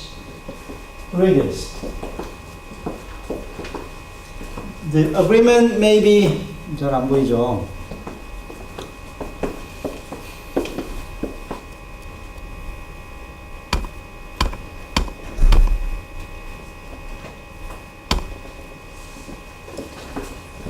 The agreement may be terminated immediately immediately by a principal if agent fails to pay on the due date and such failure continues for a period of 30 days. Okay? That's the time to cure. This agreement may be terminated by a principal if agent has breached or is in default. In default는 이게 영어가 그래서 문제인데 같은 단어가 완전히 다른 뜻을 가질 때가 많죠. 뭐 준비 서면도 brief, 집에서 입는 내복도 brief. 여기서도 default 그러면은 보통 컴퓨터 많이 쓰는 사람은 default가 뭐예요? 그게 정상이잖아요. 여기서 default는 진짜 fault, 잘못한 걸 default라고. Is in default in the performance of any material obligation under this agreement, and such default has not been cured within 30 days after receipt of written notice of such default. 이게 notice of breach. 그 다음에 30 days 지난 다음에 notice of termination. 이 절차를 지켜줘야 된다.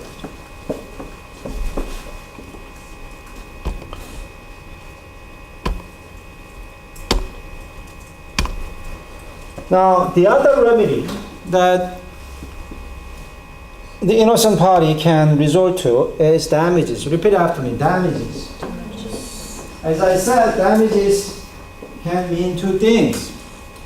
손해, but also 손해배상, right? Now, when it comes to damages, what's the purpose of damages? Well, to restore the parties to the position where they would have been if the contract had been performed. 계약서가 그대로 집행됐다면 가 있을 그 이상향의 사람들을 보내는 게 그게 damages의 역할이에요. 당사자들. 거기에 맞게 돈을 주는 거예요.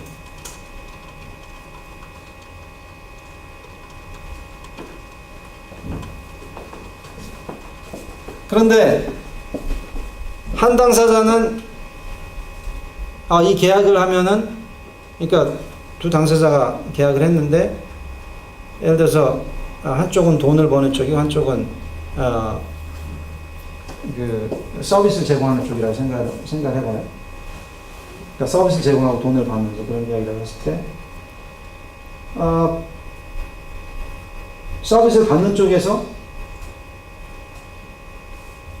속으로 그 서비스만 받으면 그거를 이용해서 10억을 벌 거다라고 생각을 했다. 그런데 서비스 제공하는 쪽에서는 자기의 서비스가 그렇게 상대방한테 중요한지 몰랐다. 1억. 그러면 나중에 if the service provider breaches the contract and fails to deliver the service, and the damages, we have to decide on the, so there has been breach, so there has to be damages to be paid. What should the amount be? Should the amount something that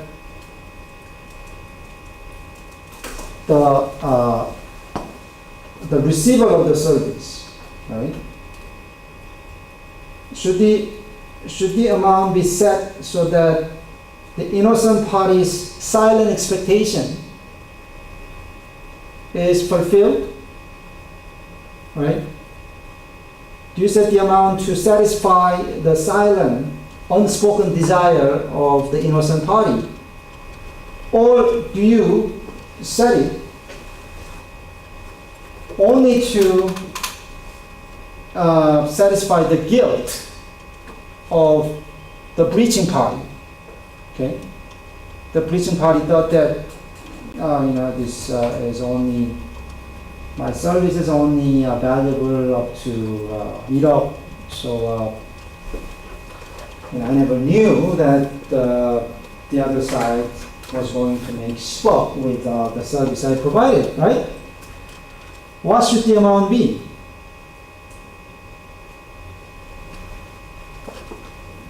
What's the purpose of contract law? What's the overarching goal of contract law? To enforce the parties' expectations. What if the parties had different expectations from the contract?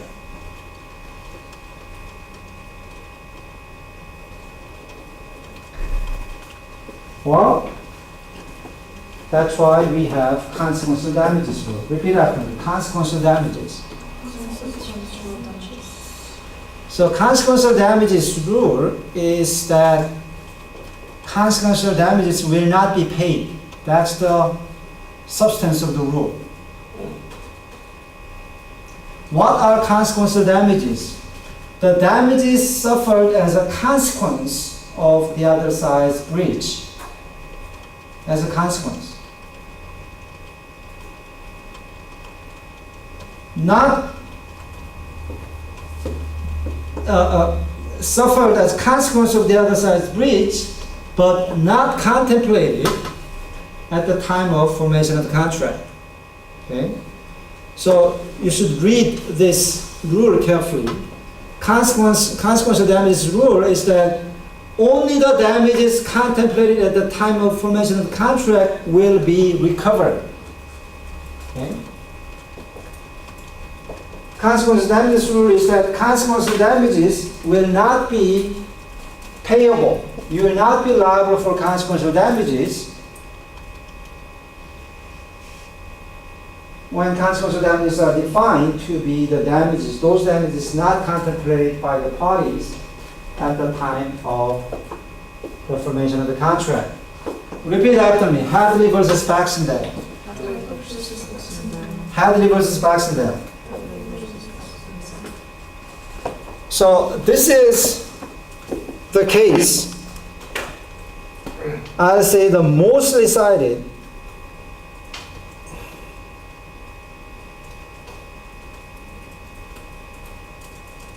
ever in any country. Can you think of a case that was most frequently or cited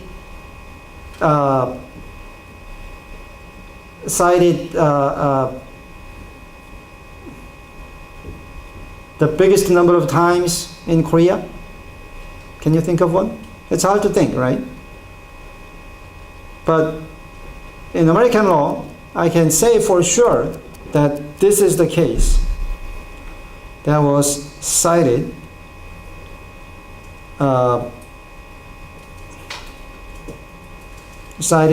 the most number of times. This is a case from 1854.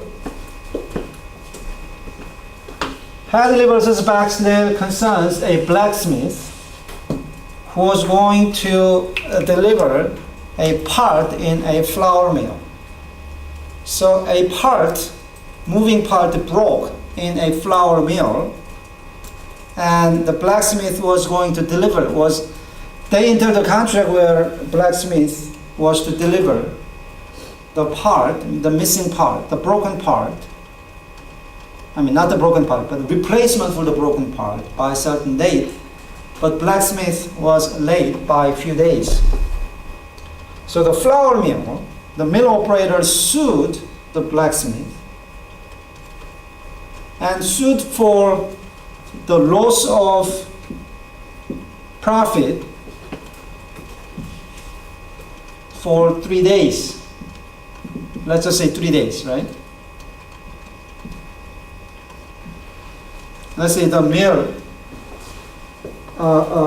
So the mill operator was saying, hey, if the part was delivered on time, we would have operated the mill 3 more days and would have made this much profit. The court said, nope, not recoverable. Because it was your subjective expectation. It was not contemplated by both parties at the time of entering into a contract. If you wanted to be recovered, you should have told the blacksmith the consequences of breach. Those consequences were not contemplated by the parties. So those are consequential damages and not recoverable. Okay? And you run into this a lot. This is a real case. Okay? There was a system integrator. SI 업체라고 하면 이제 다들 아는데요. 시스템 인테그레이터는 뭐냐면 하드웨어하고 소프트웨어하고 이렇게 같이 해가지고 학교나 기업이나 이런 데 이제 컴퓨터를 쓸 수 있게 환경을 만들어주는, 요즘은 이제 인터넷도 같이 연결해줘야죠. 이런 걸 이제 시스템 인테그레이션이라고 하는데, 어떤 한 시스템 인테그레이션 업체에서 미국에서 어떤 소프트웨어를 들여오기로 했어요. 근데 소프트웨어에서 버기 발견됐어. 그래서 그 버그를 잡느라고 1년을 지나면서 1년 동안 사업을 하나도 못했어요. That was my client. And my client came and says, let's sue the American software vendor for $10 million because that was the projected income that we would have made had the operation gone smoothly, or had the software been delivered without a bug. Because of the bug, we lost $10 million. What do you think I said to my client?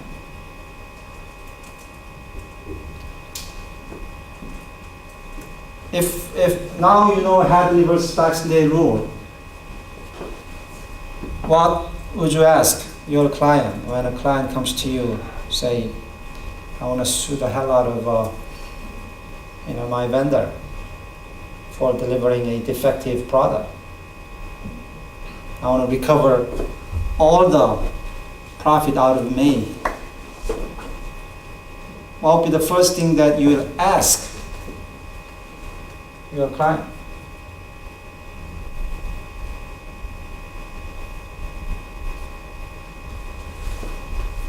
You will ask, was that consequence, right?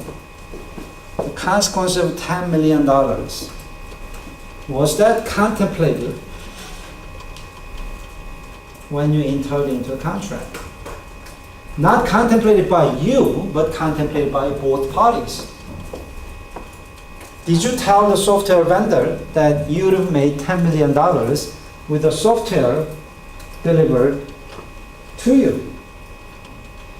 If you didn't, then $10 million that you suffered as a consequence of receiving defective software is consequential damages and not recoverable under Hadley versus Baxley rule. Okay.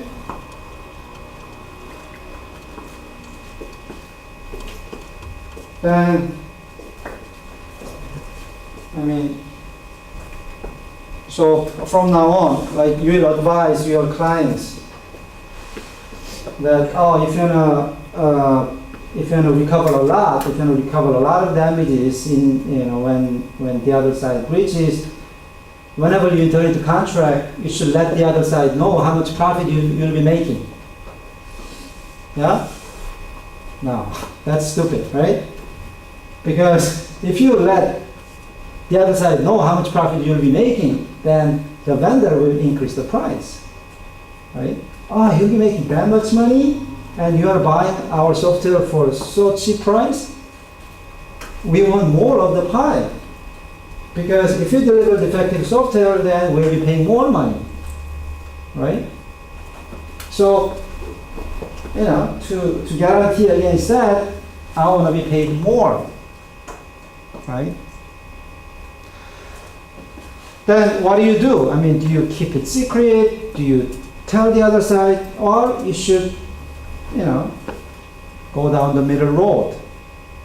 You should kind of give the other side some idea of the size of the business that you will be running with the service or parts that are delivered by your vendor.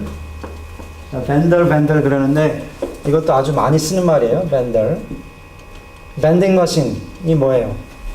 자판기죠. 네, vendor는 자기한테 비즈니스하는데 필요한 어떤 물건이나 재화를 공급하는 사람 vendor라고 합니다.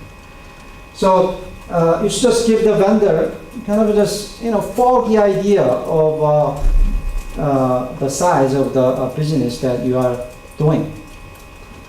Now there are times that you let the other side know exactly how much you'll be making too.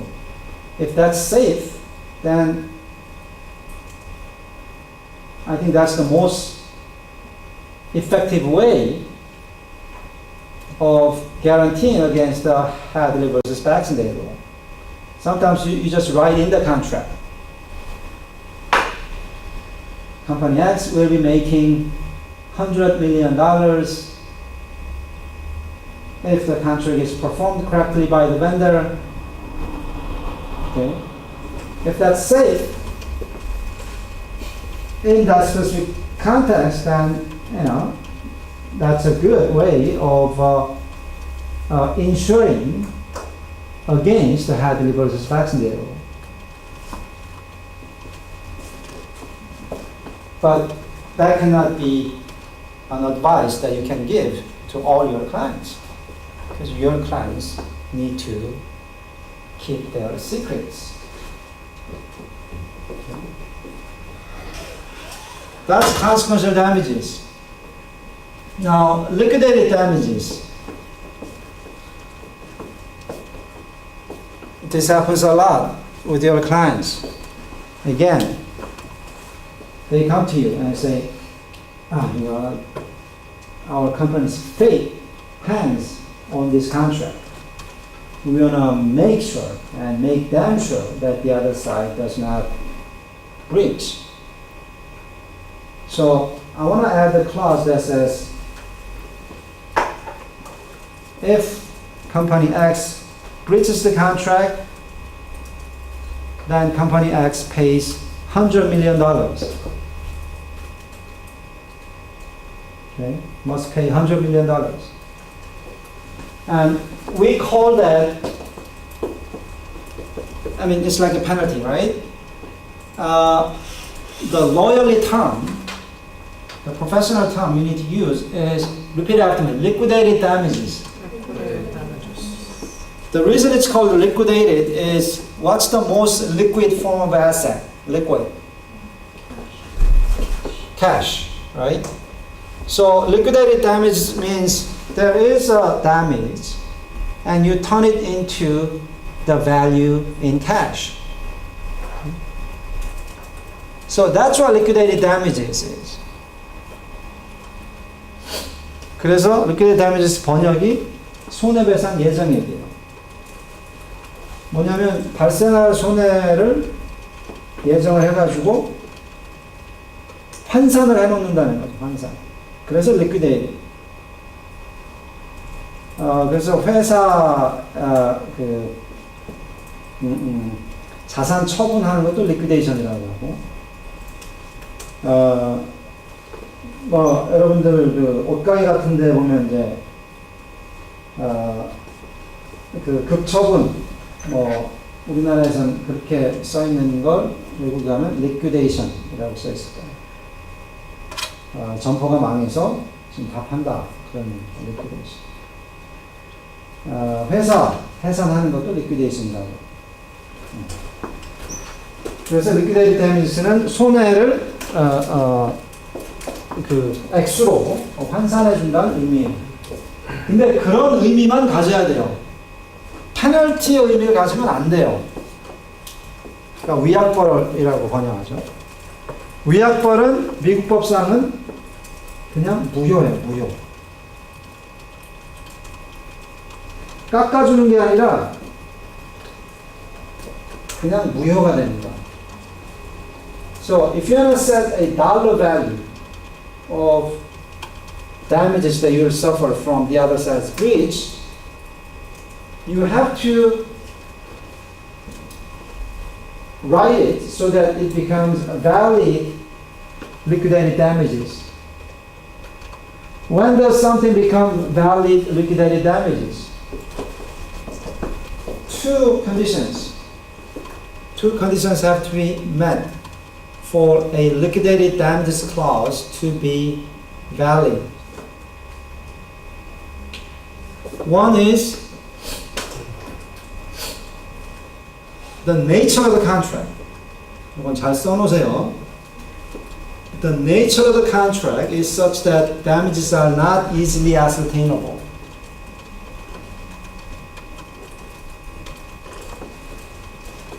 The nature of the contract is such that damages are not easily ascertainable. So for instance, let's say I was supposed to be delivered a car by a certain date and it was not delivered. What's the damages of not having a car? It's not easy to ascertain. Secondly, after the breach, the amount of damage, the amount of liquid damages has to have a reasonable relationship to actual damages. If actual damages is $10,000, but the liquidated damages clause says it's too late, right? It's already written now. It says $10 million. The court will say this is just void. The court will not. The American court will not say, oh, you suffered only $10K, but you are wise enough to put in $10 million liquidated damages clause, so I'll give you. I'll cut right in the middle and I'll give you $100K. No, American court is not going to do that. American court is going to say, hey, that's invalid liquidated damages clause. You get only 10,000. Okay? Now,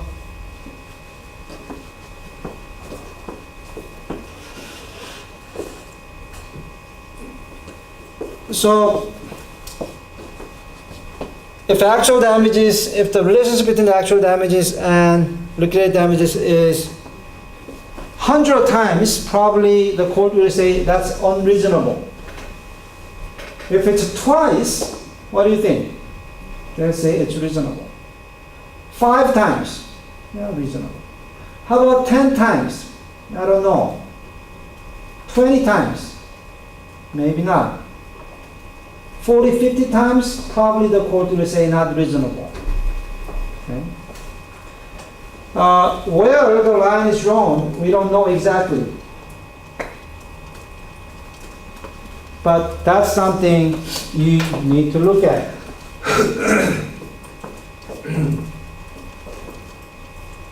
That's exactly something that you can do some research on. For instance, if your client comes and says, this contract is really important, I want to make sure that the other side performs under the contract, I want to put in a liquidated damages clause, and I want to go as high as possible. What do? Well, you do legal research. You look at all the cases because it's Anglo-American, it's a common law country, so you have to, gather as many cases possible that decided upon the validity of liquidated damages clause, and try to decide. I did that. Actually, that was my first legal research project when I entered the law school. So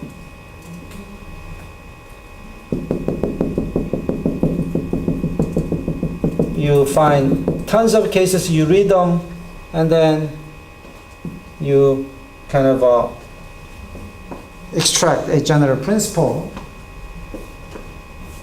I think when I did the research, there was a case that recognized 6 times actual damages as a reasonable liquidated damages, 6 times actual damages. And then there was a case that found 20 times actual damages unreasonable. So, but this was back in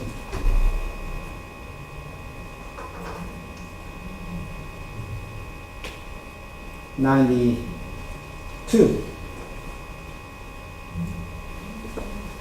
Don't try to do math. So we don't know how it is now. So somewhere between the line will be drawn between 6. The line was drawn between 6 times and 20 times back in 92. We don't know how it is now, but there will be good research that you can build to your client if your client really wants a liquidated damages clause. Okay, special damages.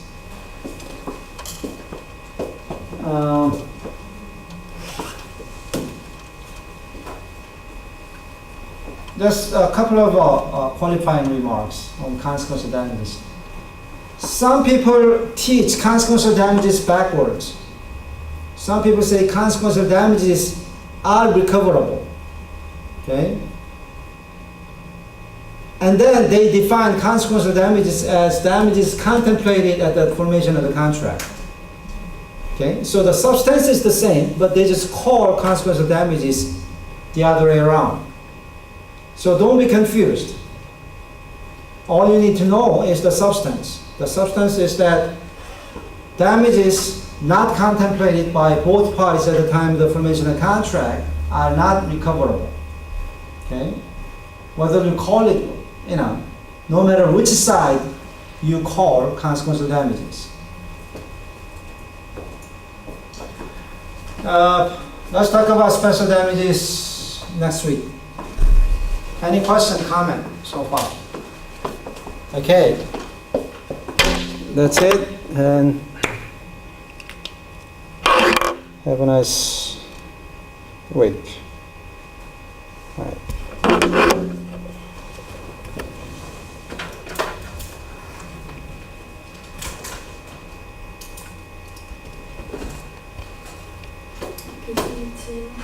네. 그 CP 그 조항에서 네. 계약서가 그 처음에 청약한 사람한테 도달했을 때부터 흘렀다고 조항을 만약에 넣는다면 네. 마찬가지로 이렇게 사인한 상대방도 이게 언제 도달하는지 알 수 없는 그런 위험을 놓게 되나요?